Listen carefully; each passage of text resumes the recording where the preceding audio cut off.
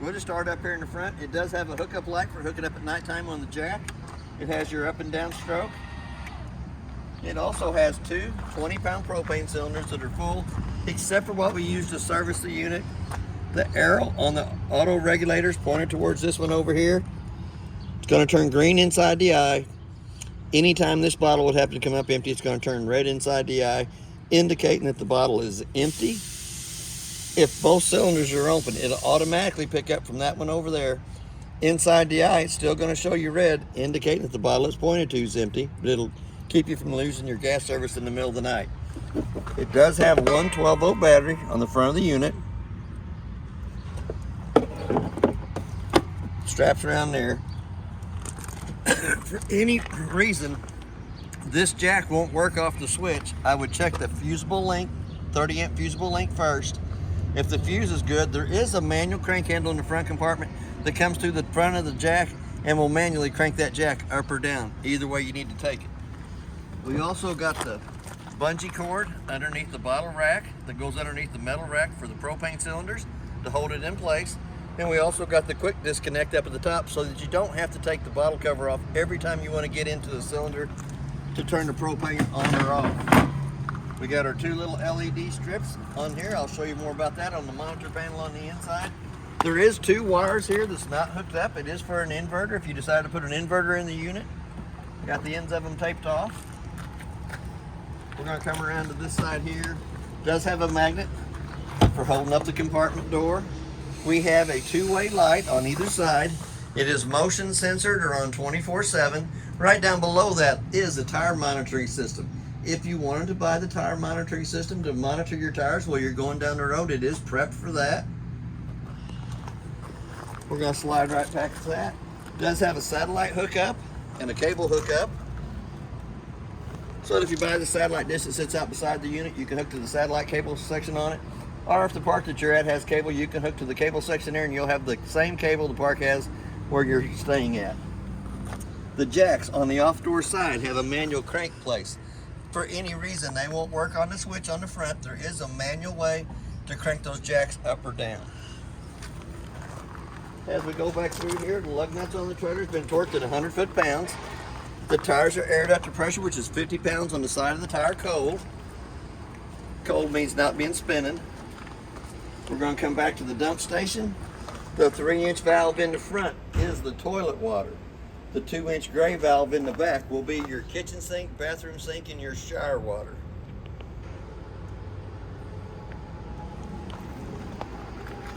As we come around the corner, it has a 50-amp service. Plugs in, quarter of a turn, tighten up the black knob, goes over and plugs inside the building. It's about 30 foot long. It is prepped for a backup camera, and it is also prepped for a Lippert extendable ladder. We're going to come down to the water section. The top connection is your city water connect that you can hook to with a water hose and regulator and never have to fill the fresh tank. The connection right down below it is a black tank flush, so that when you're dumping your holding tanks, once you have all the nasties that'll come out, you can hook a water hose and regulator to that connection, turn water pressure onto it, got a little aerator on the inside that spins around, helps clean more of the debris out of the inside of the black tank only. It also has a port spray hose connection, clips in there and gives you cold running water at the back of the unit. Spare tire's been air ducted pressure, but it's not been torqued on, it's been put on with a wrench. As we come around this side over here, you have your switches for your stabilizer jacks. Extend to run the jacks down, retract to run them back up. On the off-door side, they do have a manual spot to where you can manually crank them up or down. We're going to go ahead and open this up, get into our outside kitchenette. It has a light switch on the right-hand wall that turns the light above us on. It also has a 110 outlet on the right-hand side that is GFCI protected by the outlet in the bathroom in the inside. Pretty good sized cabinet space up at the top for extra little goodies up there. We're going to open up the refrigerator. The refrigerator is 110 only. The controls for it are in the upper right-hand corner. Then we have the outside grill.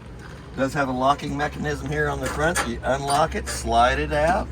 It does have a locking mechanism on the back. Pull back, lock into place. Then you have your gas hose that will come out. Slide around. Comes and makes the connection right here underneath.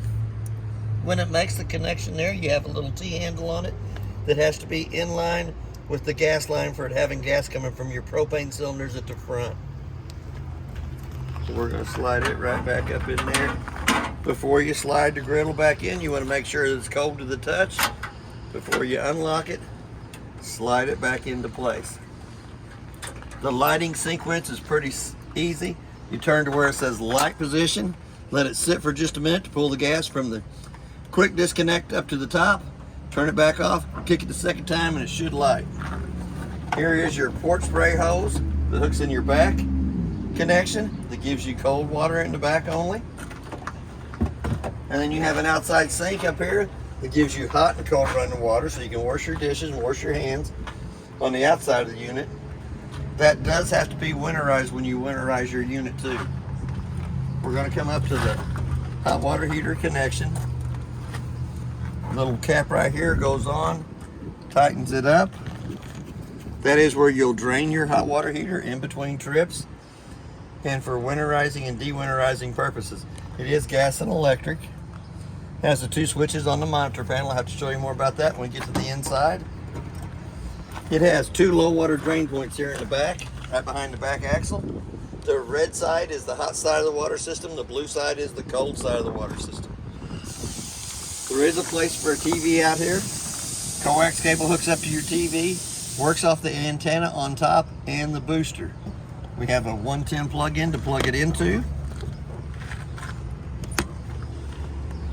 And that way you can watch the ball game underneath the canopy. We have 2 outside speakers. I'll have to show you more about that on the stereo when we get to the inside. Your range vent. For any reason you want to pull smoke from the inside to the outside, pull the 2 little tabs up here. It allows the flapper to flap. And when you're traveling down the road, you'll want to make sure those are pushed back in, locked in place. Here again, you got the outside of the furnace. It's going to suck air, cold air in the top, put hot air out the bottom. I always suggest putting a mud dauber screen over the outside of the furnace for the simple fact the mud dauber screen is less than 20 bucks to purchase. It's $145 an hour for every hour that we have to take the furnace out to clean the mud daubers out. So that $20 investment's worth its weight in gold. Freshwater tank fills here with a water hose. Don't have to have the regulator. But it has a drain line right here in front of the axle that is a 2-inch white valve.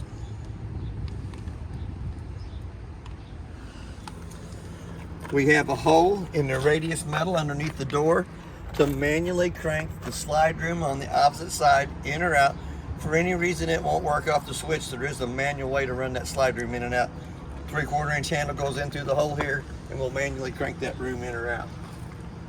Second switch for the stabilizer jacks up here in the front.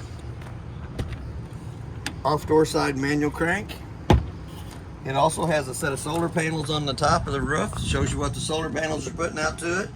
It is inverter prepped right above that, so if you wanted to buy the inverter and put it in the unit. Here again, you got the 2-way lights on 24/7, are motion censored. We're going to lift the metal tray up. It has 3 handles in it. The little Z handle, silver in color, is the one that goes in the tongue jack. The slotted one right beside of it is the one that manually cranks the stabilizer jacks up and down. And then you got your 3/4 inch handle that does your slide room. For any reason it won't work on its own, there is a manual way to crank it up and down. And that tray will pull up and come to the side of the compartment to make it easier access. It only comes to the door side, it won't go to the off door side. So I'm gonna go ahead and lay that handle back down. It's kind of loud, so I'm gonna let it drown. This is easy done. There is magnets on all the outside compartment doors. Got a little drip of water behind my ear off that gutter spout. You're gonna fully extend the door wide open. There's a handle in the center of the door, blue handle on the steps that hooks to the door frame. You're gonna pull it loose from the door frame, let it come out. A little push button underneath each one of the legs. 15 to 18 slots in the legs for adjustment. The main thing is when you bring it out, it has to lay flat in the threshold so that the front door fits over the top of it properly. Not too bad. We're going to go to the inside. It has a working LP detector. If I can find the little button. And carbon monoxide detector. If for any reason it smells LP or carbon monoxide, it's going to give you that little annoying sound. Pretty annoying. But we're going to come into our thermostat. We're going to turn it completely off. When you turn it back on, it gives you your fan speed. You got low. You got high, cool, cool low, cool auto, and cool high. And then you can dial your temperature down to whatever you want it to come down to. If you hit the mode button one more time, it brings you to the heat button on the left-hand side. You dial your temperature up for it, you hit that mode button one more time, and it says off in the lower right-hand corner. So we're going to go right back through that again. Bring it up to where it says cool, auto, and high. Inside the closet door, there's a two-way light in the ceiling up here. You can use it motion sensor so that when you open the door, and you can also leave it on 24/7, either way you want to go with it. We're going to step around the corner here. We're going to get to the thermostat, or the control panel. We're going to go ahead and run that slide room out. It's always good to make sure there's not a tree parked up along that side or a vehicle parked along that side before you run the slide room out. We know it was already out when we come into it, that's why we're not really worried about today. But there's nothing on either side of the slide room that'll catch. You just have to make sure nobody snuck up behind you and parked there. We're going to come back up to the monitor panel and check the battery life. Shows you it's fully charged.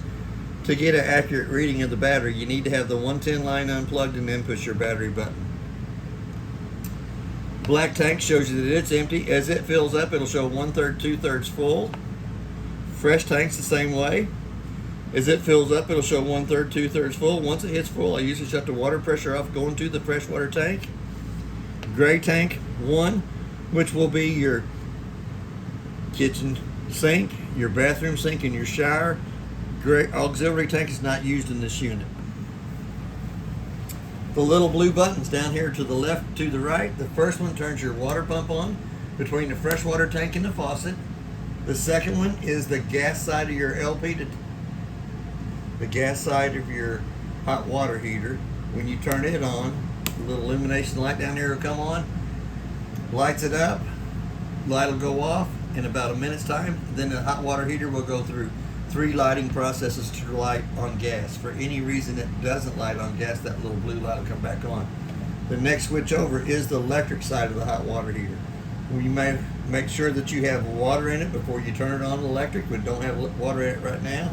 Then you got cabin lights, which is the lights right above us. The next one is the cap lights, the 2 little LED lights on the front. Then you have your awning lights and your auxiliary lights. And then the last spot over here is blank. The first toggle switch on the left-hand side runs your slide room in and out. The next toggle switch over runs your awning in and out. Then you have your battery disconnect button here on the side that you pull out so that you got 12 volt coming from the battery to the unit. Another little black switch over here on the side turns on and illuminates the lights around the TV area on. We got pretty good sized cabinet space, extra DVDs and stuff down here in the bottom. We're going to come up to the microwave. On the microwave, there should be a clock button on here somewhere. Right there it is. Let's say it's 4:30. 4:30, hit the clock button again to the 2 center eyes is solid. The only reason I set the time on the microwave is if I leave the unit, come back to it, if it doesn't have the proper time, I know it's lost 110 power coming to it while I've been gone. We got a light switch here that turns the light above the stove on, and a fan button. For that fan button to work properly, the 2 tabs on the outside hood range vent has to be lifted up, allows that flapper to flap.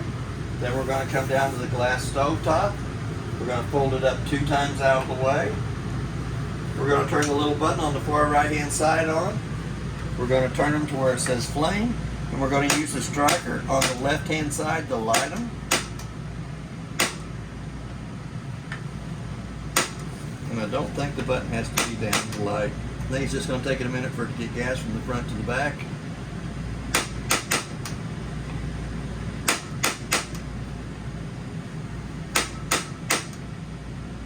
There it goes. There we go.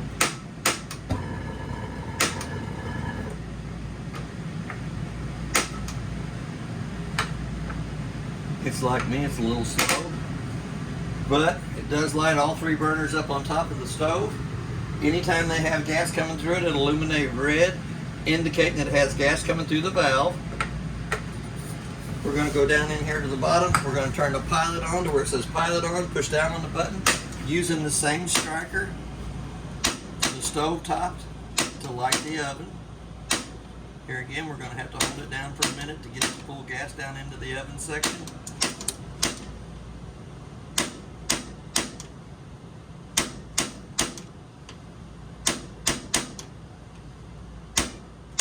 There we go. Let the pilot light on the oven. Let it run for about a minute. It'll heat the thermocoupler up right above it. Once the thermocoupler heats up to the right proper temperature, then you can take and crank it up, and the oven will light on its own. No more digging the long lighter or match out to light. Here again, you're going to touch the griddle to the touch of the hand to make sure that it's not hot before you lay the tempered glass back down over the top of it. We're going to go into the top drawers, your forks, knives, and spoon drawer. Second one down shows you your brochures. Should have a bag of cookies in here somewhere. Yeah, there it is. Has all the paperwork on the items that's in the unit. A lot of good reading in there. A lot better detail, a lot better English than what I'm telling you. A lot of things you can learn and not learn off the paperwork on the inside. We also have our GFCI outlet in the kitchen since it's close to the sink. We're going to come right back down here again. We're going to push the button for the breaker box. The breakers, excuse me, are marked from the left to the right, exactly what they are, with your 50 amp main being in the center. Then your 12 volt fuses on the right hand side from the top to the bottom are marked from the top to the bottom exactly what they are. They give you 3 spots down at the bottom that are empty. Any reason one of the 12 volt fuses would blow, it'll have a red light off to the right hand side that illuminate red when the fuse is blown. You can actually still see that fuse through the tinted screen on the front. Here again, we're going to come over to the faucet. The left hand side is hot, but you have to pull back on it to have water coming out. Right hand side's cold, but you still have to pull back on it for the water to come through there. Your air conditioner will vent through the round vents, white vents in the ceiling. Your furnace will vent through the brown vents on the side of the cabinets. We're going to go into the bathroom. On the left hand side there is the light switch. It turns 2 lights above us on. Here again you have a white vent in the ceiling to bring AC into there. You have a brown vent on the back side of the toilet to heat the toilet up. You have a black knurled knob in the ceiling that cranks up. A little black button turns the fan on. Has pretty good sized cabinet space up at the top. Extra towels, blankets, toilet paper, chemicals, whatever you would have in the bathroom. We do have a 110 outlet to the left hand side of the bathroom sink that is also GFIC outlet, protected by the outlet in the kitchen. We have a 3-shelf medicine cabinet. Here again, your hot water's to the left side, your cold water's to the right side, but you still have to pull up on the handle. Pretty good sized cabinet space down below. And they left the panel off so you can actually see the water pump itself. It already has a bypass hose on the pump itself. The valve is in line, pulling from the tank. All you have to do to winterize is turn the white valve in line with the hose that's coming down with nothing on the end of it. Stick it down on your antifreeze jug, and it will suck the antifreeze through the whole system in the trailer. Slide that back down in there. Shower, just like the one you have at home. It's got hot water on the left side, cold water on the right side. Does have the dome up in the top of the shower for you taller guys. I don't got that problem. Me either. And then right behind the door there is a 2-shelf shelf and a towel holder or house coat holder or whatever you want to use that for to hold your stuff up off the floor. We're going to come back to the kitchen's ice box. It has an on and off button. You can set your temperatures with the plus and minus button. Let's say this is the freezer section, a little light comes underneath it. We can go down to 3, 2, 1, or we can take it back up to 4 for when we're first starting out to make sure that it gets cold enough before we put our stuff in it for travel. You go to the refrigerator section. Little blue light comes on it. You can do the same dial and temperature on it. But it also has a little moon off on the right hand side that is a quiet mode for at nighttime. Since you're not going to be going in and out of the refrigerator as much at night, you just hit the little mode button, brings the little blue light on. Just keeps it a little quieter in the middle of the night because you're not going to keep opening and shutting the door every time you turn around. It does have a pretty good sized freezer section and pretty good sized refrigerator section down at the bottom. That is a Norco and it is a 12 volt too. Here we're going to come back over to the recliner area. The light above the recliners has to be turned on by hand. Has a little push button on the side of it. We also have a USB port off to the left hand side of the recliners. A little cabinet off to the right hand side or left hand side of that. The recliners have a little pull strap on either side that you can pull. Reclines the recliners out. It's usually on the off door side of the chair. It does have the shades in behind it. Since this could be a sleeping area, they do have a window in behind it that you can open up, slide the screen over, and escape out the off door side of the unit. We have a smoke detector right above us. We have a tabletop on the bed that comes off and goes between the two recliners, slides down in the V here for eating at the recliner area. We're coming up into the master bedroom. The two lights above us have to be turned on by hand. There's two lights above the headboard of the bed that has to be turned on by hand. We have another thermostat on the wall that runs the air conditioner in the master bedroom only. They still come through the round vents in the ceiling, but they also have the quick cool down that lets all the cold air come right down into here. We have a 110 outlet on either side of the bed. Got pretty good sized closet space, top and bottom. Does have extra storage above the headboard.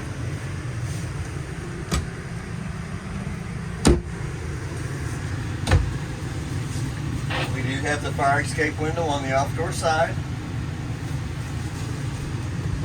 It doesn't have the bed that lifts up, it has the bed that slides from side to side.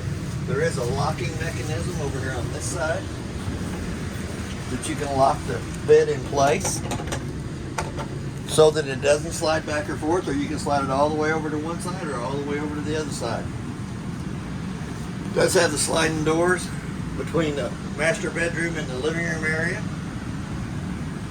Another pretty good sized cabinet space here off to the side. That is basically everything on your unit. If you have any questions, I'll try to answer them the best that I can. And thank you for your time.